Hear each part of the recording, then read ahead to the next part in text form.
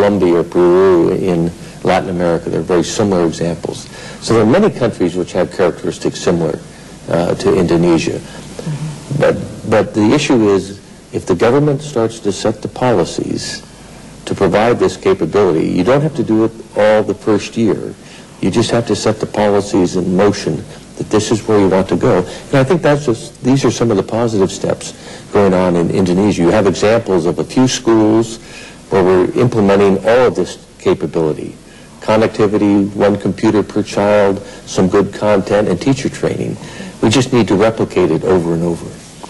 And in terms of when you say policies, we still have homework. We need to go further until we reach the perfect rules and regulation to implement the program which Intel is offering. So during that period, what has Intel has to offer?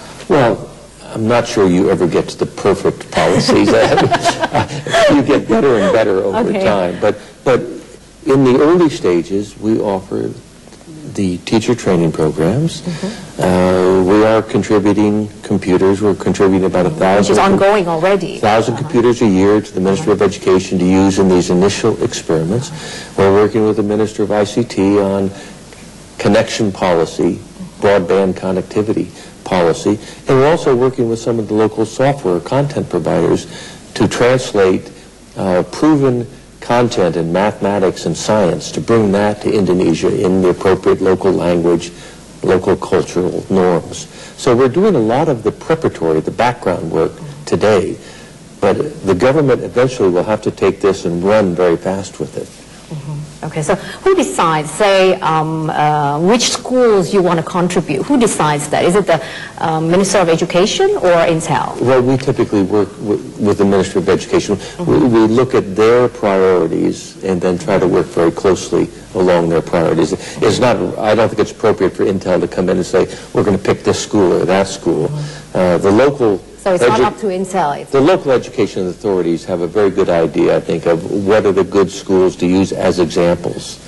And so we usually follow their lead. When you say you also, Intel, not you, Intel, also encourage the government to fix their rules and regulation or develop the rules and regulation, what kind of encouragement are we talking about? What I can do, because I visit a large number of countries each year, I can come and say, these are the best known methods, these are the best examples around the world, countries that have been successful. These are the things that they've done. I can't tell a government to do something, but I can say, look, these are the examples.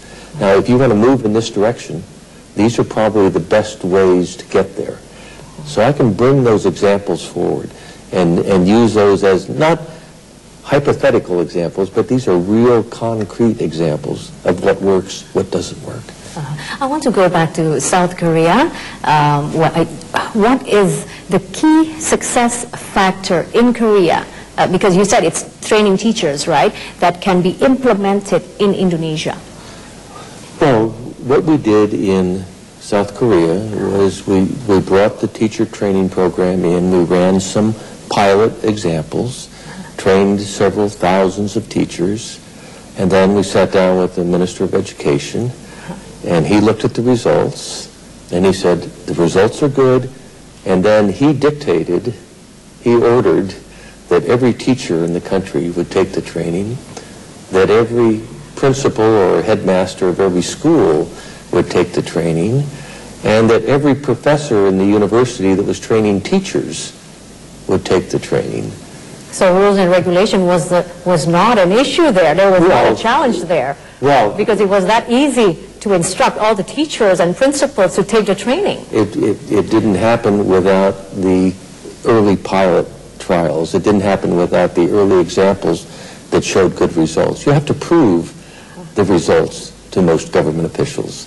But if you get on the ground and show what can be done, concrete examples, then it's easier for governments to take action. Based on your experience and maybe your instinct, would that be able to be, would that example can be implemented in Indonesia, like when your minister said that you have to take that training, everyone takes that training in Indonesia? Well, you're probably better to answer that question than I.